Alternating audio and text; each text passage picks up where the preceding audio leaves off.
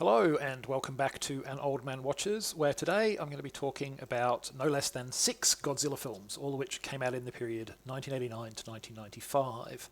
Together with The Return of Godzilla, which I reviewed last month, these movies comprise what is known as the franchise's Heisei era. Now, in order, the 6 films are Godzilla vs. Biollante from '89, in which human scientists merge samples of Godzilla's regenerating cells with genetically modified plants. They hope this will allow them to transform deserts into fertile land, but surprise, surprise, what it ultimately actually does is lead to the creation of a giant mutant plant monster, Biollante. I bet you didn't see that coming. Naturally, Godzilla can't be having no other giant monsters challenging his position at the top of the terrifying mutant menace charts, so a kaiju smackdown ensues. Biollante's box office proved a little on the disappointing side, so Toho decided to start bringing back some of Big G's best-known classic foes, beginning with 1991's Godzilla vs. King Ghidorah. In this movie, time travellers from the 23rd century arrive in 1990s Japan with a tale of woe. In the future, the country has been entirely devastated by Godzilla. These time travellers intend to travel back to 1944, find the creature from which Godzilla will originate, and destroy it. You may be asking, well, why did you just not do that? Why did you come back to the 1990s first? Well, and the answer appears to be that so they can take some modern-day people with them, and those modern-day people can work out that they're lying villains. Yes, I know that reason makes no sense, but the movie does not offer a better one. Anyway, some stuff happens, and as you might imagine, given the title of the film, King Ghidorah shows up for a big fight with Godzilla, which is by far the least terrible part of this movie. More classic adversaries would return in the 1992 film Godzilla vs. Mothra and in 1993's Godzilla vs. Mechagodzilla, which is also known as Godzilla vs. Mechagodzilla 2 in the English-speaking world. A strange title given that it's the third Mechagodzilla movie, and it also pretends that the first two never happened. So why you would number it as number 2, I don't know. But anyway, in this version of events, Mechagodzilla is a human construction intended to fight Big G, built using 23rd century technology recovered from those evil time travellers from 2 movies earlier. Finally, a new menace was introduced for the 1994 offering, Godzilla vs. Space Godzilla, in which some of Godzilla's cells somehow end up in space, where they are, and I'm not making this up, they are drawn into a black hole, expelled from a white hole, exposed to intense cosmic radiation, and then fused with a crystalline life form that now menaces the Earth. Only the original Godzilla and yet another human mecha monster have any chance of stopping this menace. And then the final film of the era was 1995's Godzilla vs. Destroyer, the premise of which was basically, hey, what if the xenomorphs from Aliens came to Earth and then merged into a giant kaiju to battle Godzilla? Unfortunately, you're probably now imagining a much better movie than the one they actually made. So, after 1984's Return of Godzilla, franchise fans had to wait a full 5 years for Big G's next outing. But while Godzilla vs. Biollante was not the financial success that Toho had hoped, it did prompt the studio to begin a period of more frequent releases, with a new Godzilla film hitting Japanese theatres every year from 91 to 95. And financially, these movies generally followed a similar production pattern.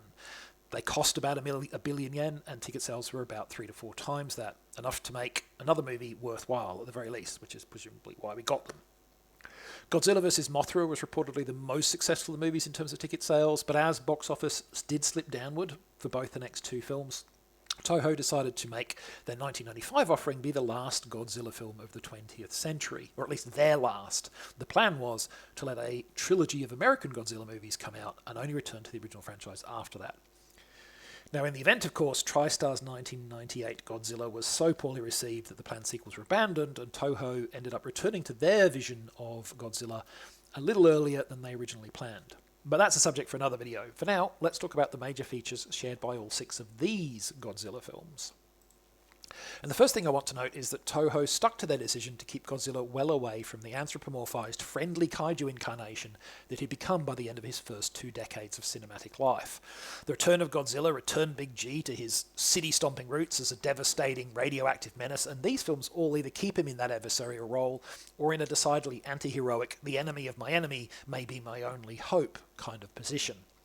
That, to some degree, is where the modern-day MonsterVerse Godzilla sits, though I'd say that those American movies have made Godzilla a more overtly beneficial force than these films do. The Heisei Godzilla is very much in the, well, let's hope the cure isn't worse than the disease kind of place.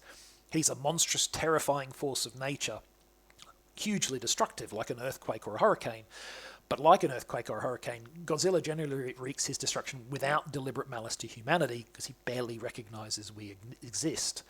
So, when we are faced with actively malevolent forces that have bad things in mind for us, Godzilla becomes a desperate, worthwhile gamble. It's fortunate that Big G seems congenitally incapable of accepting the presence of other monsters on the planet, which helps us point him in the right direction. And I must say that the visual design of this era's Godzilla aptly reflects his new role. His head is narrower and more reptilian, his eyes are nowhere near as large and human-like, and his posture is more animalistic. It's a sensible and effective redesign. Less sensible and effective are the plots of these movies, which generally share a few key weaknesses. First, the human characters. Now, most kaiju films actually devote a considerable amount of time to a human-scale storyline, both because it gives the audience some point-of-view characters to follow, and because filming a bunch of actors talking to each other is much cheaper and easier than filming a giant monster battle. Unfortunately, when it comes to the humans in these movies, I generally find myself hoping that one of the kaiju would step on them, because they're quite annoying. This isn't helped by the pacing and plotting of the films. The former is often well off track with a lot of exposition and lame shenanigans that simply aren't engaging on their own merits. The tediously unfunny search for the egg sequences in Godzilla vs. Mothra, for instance, had soured me on the film despite its well-executed rampage sequences.